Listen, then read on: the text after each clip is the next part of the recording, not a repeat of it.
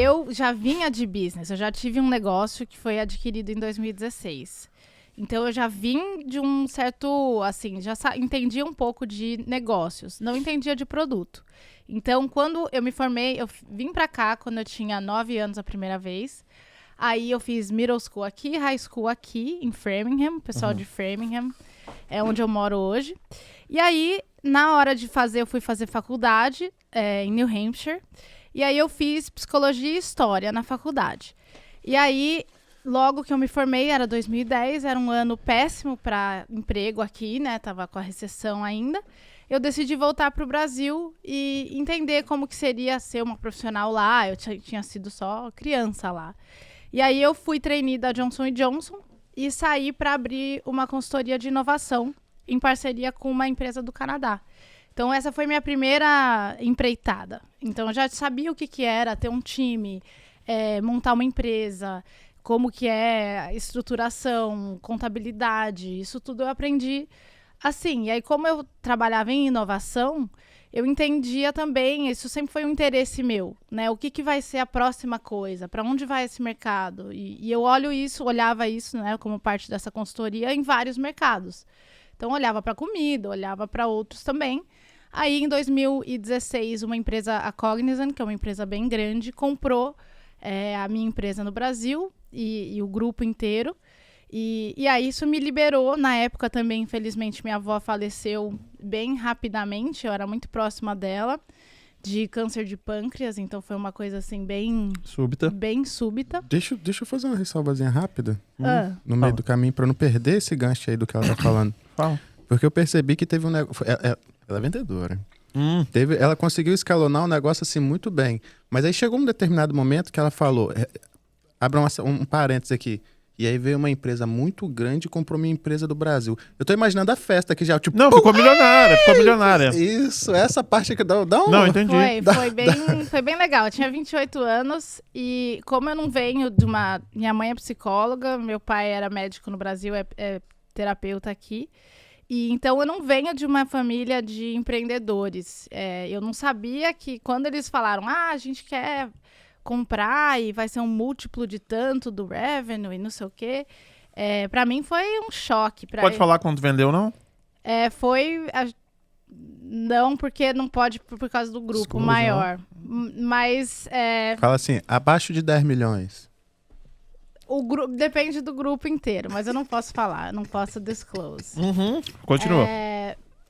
Mas não vamos dizer que hoje eu vivo disso. Tenho um pé de meia e foi isso que me permitiu empreender novamente. Mas não é que eu aposentei, vamos dizer.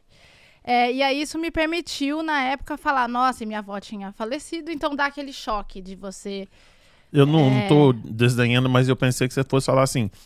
Vendi a empresa e a minha avó faleceu, infelizmente, e também me deixou uma herança pra dar uma fortalecida que aí... Pô, agora... Esse foi o pulo. Comprou metade da Amazônia. Não, mas ela me deixou uma herança emocional de educação muito grande. Ela era filha de Índia e ela tinha muito orgulho disso. Então, acho que ela era maranhense. Então, isso sempre me manteve essa conexão com o norte e nordeste do Brasil.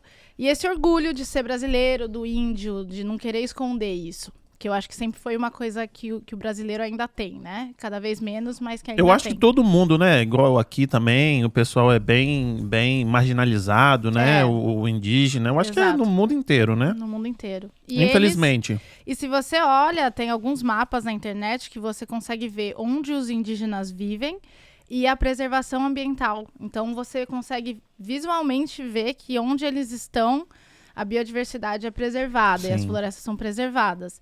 Então, e aqui eu tenho muitos amigos indígenas americanos também, que fazem um trabalho muito bonito ambiental, porque eu acho que tem esse elo formado ainda, não se perdeu tanto culturalmente. Não todos, mas em linhas gerais, né?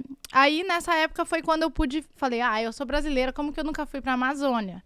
E aí foi nessa época que eu tinha meu pé de meia, falei que eu ia tirar uns 2 anos pra meio que pesquisar. Sabático, investir em mim. Mas aí você sabe que você elevou o nível aqui, né?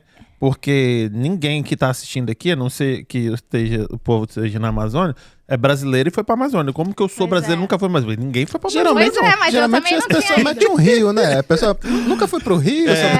Eu nunca fui pra Amazônia. Porra, agora você me deixou...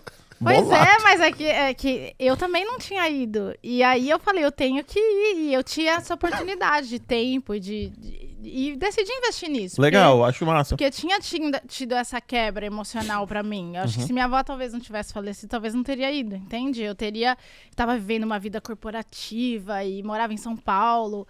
E aí, depois que houve essa quebra, eu falei, eu não consigo viver numa cidade grande mais. Assim, não é uma coisa que...